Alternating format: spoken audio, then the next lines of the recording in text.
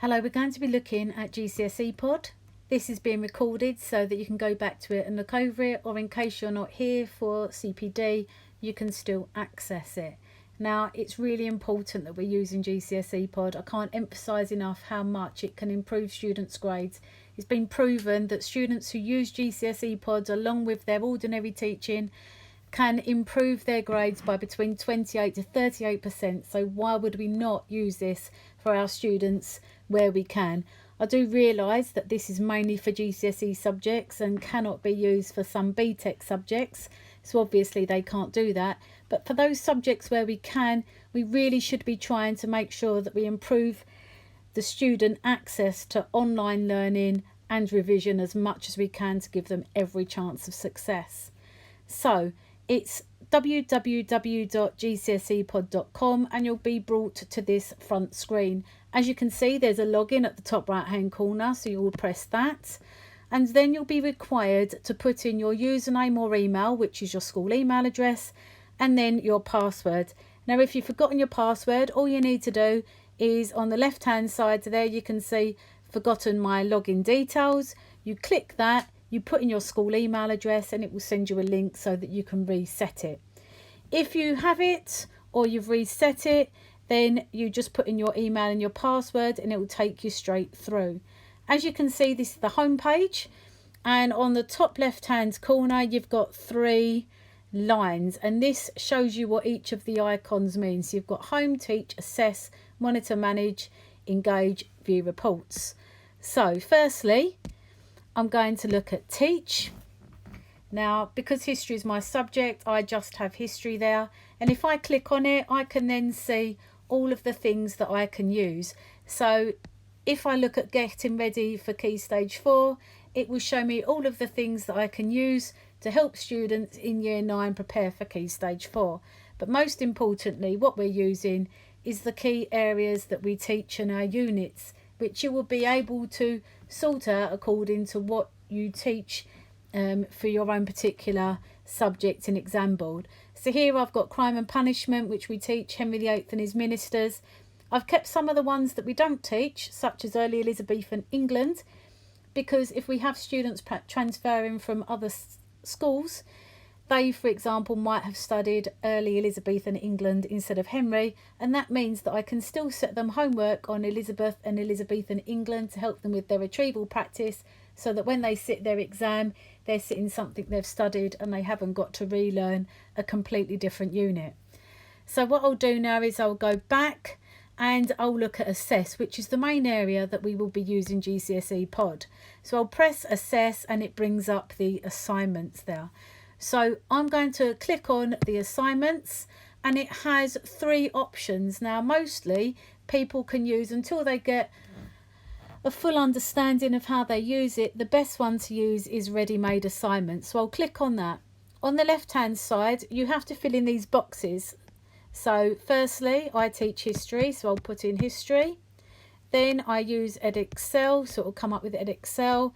I'm going to choose crime and punishment, and then the titles. Now it will come up with the 4 different units that we have in crime and punishment, so I can just click on 1000 to 1500. What it will then do next to it is it will come up with that unit, and it tells me there that I've got 10 questions and 5 pods. So I'll click on the little dot there, the circle, and I'll highlight that, and then I'll press OK at the bottom right hand corner, and it will create my assignment. So again, I'll click OK. On the left hand side here, you can see that it then brings up the 5 different pods that are selected for that particular time period. I can then choose to use all 5, or alternatively I can narrow it down and delete the ones that I don't want. Underneath, so I'm going to choose to use all 5. Underneath, I then can print all of the questions, which you can see here, or I can manage the questions. So firstly, what I can do is I could delete the questions that I don't want. It tells you next to it whether it's a multiple choice question or whether it's a longer question. Now, all of the ones on here are multiple choice questions, but it might be that you decide that you want to ask them some questions where they have to recall and retrieve information. So I'll click on manage questions, And then, as you can see, I can add a question and I type it in. I can choose whether it's a multiple choice or a free text. Now, multiple choices will be marked for you, and a free text you will have to mark yourself. But I'll show you how to do that. So you can then choose the multiple choice, or you can put the question and include an image if you want to. So it might be that you include in a maths equation that's put there and they need to solve it, or it could choose a diagram for chemistry and atomic structure. And then you add your choices and add the wrong answers and the right answers so that it will automatically mark it for you.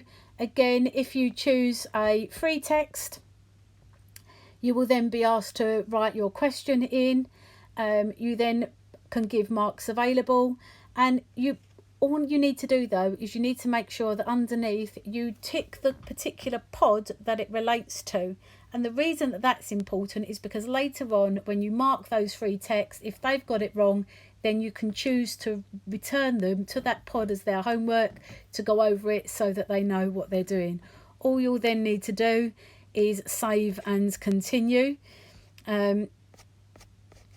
So this is what happens. It tells you all the global stats here as well. So I'm going to save and continue, and then I can leave it at that. However, it might be that we're also wanting to revise longer questions. So I might choose to give a 12-mark question to my students. So it could be and explain why the use of crime, explain why crime increased between 1500 and 1700, for example. So in the top bit where it says name, that's the unit. Underneath you put a description. Now that is a description that will be used by other teachers within your department or the faculty so that they can also use this work. Underneath you write the instructions. Now this is where we can differentiate, which is really important to be able to stretch our higher achievers, but also to make sure that those students that are struggling don't feel like there's such a big barrier to learning that they don't actually do it. So it might be for your students that are still struggling, that might have problems with their, focus, or not very good at writing longer answers at the moment. It might be that they just listen to the pods and then they answer the multiple choice questions with a couple of free worded texts in there so that you can gauge their understanding. However, you might then have a class where you've got 4 or 5 students that you feel you've done enough work with them that they can independently write a longer answer without your support. So you might then write the instructions of explain why and then give them the question. You could then decide on how much you want to scaffold it, and this can be done as many times as you want for a classroom. So it might be the top students, you'll decide that you're going to just give them the 12-mark question and see how far they can work independently to give you an exam answer. It might be that you have a mid-group where you give them the question and then give them a basic structure, a scaffolded structure on how to answer it. So you might say, for this you need 3 clear paragraphs. Each paragraph needs to start off with a key point and a judgment. You then need to include some precise evidence that supports that. You then need to explain how it relates to the answer and make sure that you're linking it back to the question, giving relative importance. So you can have 3 different lots of homework for the same class, and it doesn't take that long to do. Because underneath that, you've got this section here where you can choose groups. So if you're giving everyone all of the same homework, you choose groups. It will then come up with the classes. So you've got the groups in the middle. If you don't want to search all the way down, you might choose group 10A, for example. And then in the middle, it comes up with my groups 10A. So I'll choose history. And then once I've chosen history and clicked on it, it will bring it up on the right hand side. If I've decided that I'm going to do this for all of year 10, I then might also include 10C history. Click on that. And that means that everyone in history gets that. Or it could be that everyone within the department has their answers available to them. Okay, so what I might decide to do is I might decide that 10A and 10C all get the same work if I wasn't going to differentiate it. Then what I would do is I would press OK, and it would then save those groups. However, As we've got the ability to do this, I would suggest that the best thing to do is to constantly differentiate as far as possible for our students, so that we're helping them to get their target grades, and we're also stretching the most able and providing support for the students that find learning more difficult. So I'm going to delete those, and I'm going to choose individual users. So if you can see here again, I can choose groups, but I'm going to press on ambassadors. Now pressing on ambassadors, I can then type in the name of my students and click on them, and I can do as many as I want. So if I was in my year 10 class, I've got 3 or 4 students who would probably at the moment easily be able to do a 12-mark question with no extra support at all. And so I would see how well they would get on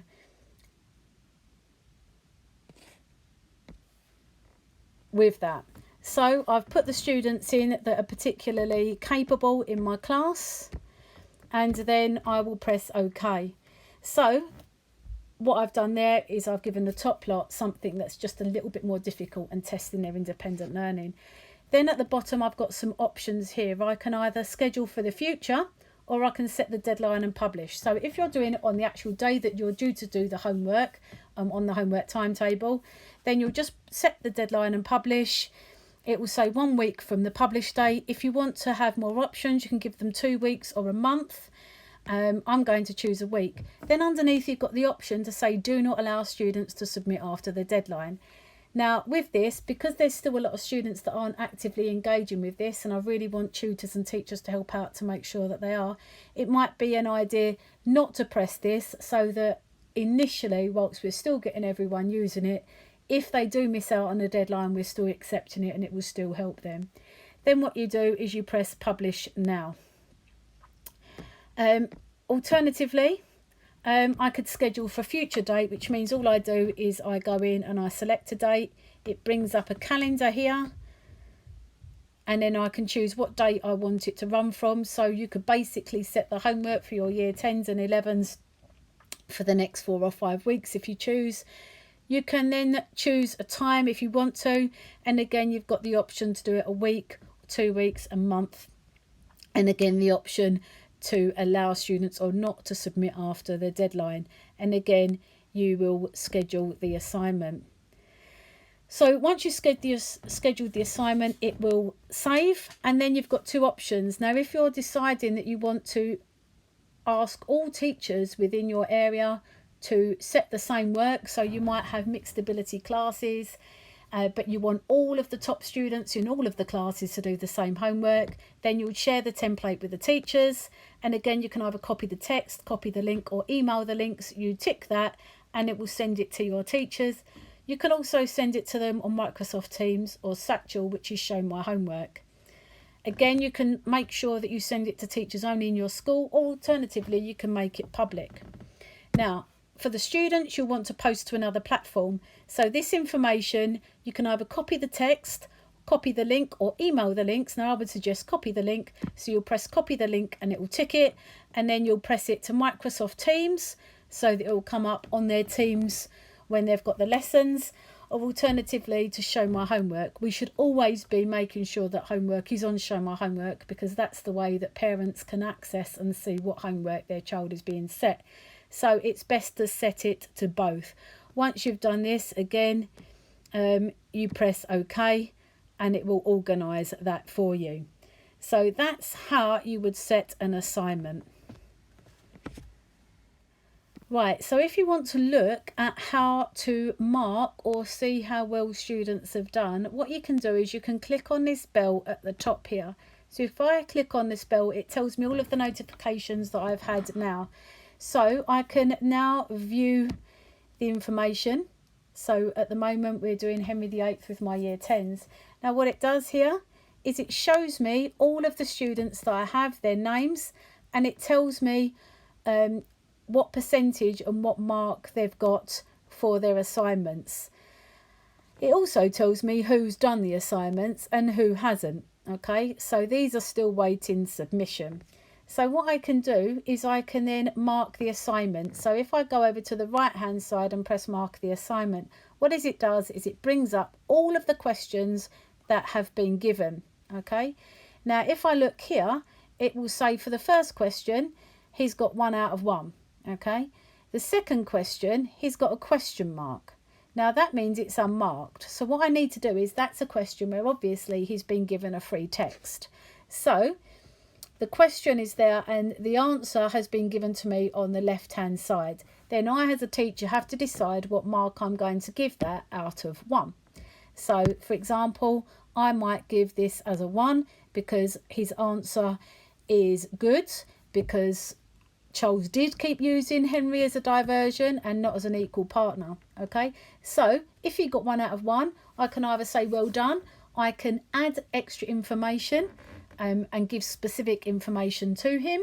For example, that Charles used Henry as a diversion while he was trying to gain the land of Navarre, for example, so that Titas has got some extra information. And then I've got the option to help the student boost their knowledge. So if he got that answer wrong, then I know that that question relates to this particular pod that was set out. And this is why it's important when you make up your own questions to then say what pod it refers to. So if Tisas had got it wrong, I would then click on this and then I would submit that. And that means that Tisas would know that he would need to revisit that pod to get that question right. However, in this instance, he has got it right, so I don't need to do that. So for all of these questions where it's a question mark, I will go in and I will check the answer. And if it's got it right, that's fine. If he hasn't got it right, it will automatically take him to the pod list so that he can then go back and revisit those questions. Once you've done that, you can submit your marking and the student will get the feedback and know how they've done. So what I would then do is I would then go back to their list and I would then mark the next one. And each time you do that, it will take their marks up. So lots of these look like they've got low grades, but they haven't got those grades because only 7 or 8 of the questions were multiple choice. The rest were free text and they need to be marked. Now, if I'm going to look at performance summary, I can see here that there was 4 pods to watch. There were 16 questions. Only 7 people out of 17 so far have managed to complete this, and the average score is 41%. But again, that is that's not really out of 100 because a lot of it needs to be self-marked with this. I can see that the highest scoring question is 1 with 100% of people getting those correct. And I can see at the moment that lowest scoring question is 16. But again, that might be one that I've asked students to answer themselves. Now, if I go down and press on here, performance summary, what I can do is I can then see what question every student got right and wrong. And I can also see where I have still to mark it. So, for example, this student here, I know, whereas most of them have got all of their questions right so far, I know that this student here has got question 7 wrong at that point. And that way I can focus it. However, I can also download a detailed report. And this will give me even more details about the report. Again, and then I just go back up to assignment overview. If I go to key questions, I can then see what the questions were, whether they were multiple choice or free text, so I can sort of have a little bit of a look at those and understand where they were. Now, this makes it easier for you to then feed back to the students, and as a result, you can see from knowing what questions students got wrong, you can then focus your do nows at the start of the next lesson on the students, the areas that the students most need work on. And this helps you then address any misconceptions as you go. It also means that those students that get 100% right, the next time you give these GCSE pods, which you might give them again in 4 or 5 weeks to help with retrieval practice, for those students you again might go straight to the 12 or the 16 mark question from the analysis. And for those students that hadn't done very well, you might just reset them the GCSE pods, the multiple choice questions, and then maybe ask a couple of lower order questions so that we're concentrating more on retrieval practice than we are with the higher order skills. Right, if you want to make sure that all of your students are doing the work that they can, and you want some more resources on this, if you go to the school resources there, you can look and you can see that on the first folder it's full of teacher resources to help you with different ways of setting work and making sure that students are getting the best possible support from it and that you're helping them as much as you can. The next one I'd like tutors to start working through with their students, and that's the student resources. And basically you can go through and spend some time in tutor making sure that students know where to access the user guides. This has all been given out on Show My Homework, but again it was during lockdown, so students might not have fully been able to engage with it properly. It will show you some videos, it will show you the learning techniques and how to use these. It gives you like an area of a revision timetable that you can use so that students can then make sure that they're revising properly. It gives you a student guide with top tips for English, for maths. It helps with dual coding, so you can see some of the key points to help with this and about how it works. So this is an infinite amount of information that students can use, information on how to prevent the panic. So it's a good idea for tutors to spend some time, heads of year to spend some time going through these different things and trying to incorporate it into what they're doing in their tutor groups when they can, so that they're working through with their students to make sure that they are using this to the best of their ability. Thank you very much for listening. If you do need any more help or assistance, please email me or come and see me, and I'll go through any of the areas again with you just to make sure that you understand how to use it.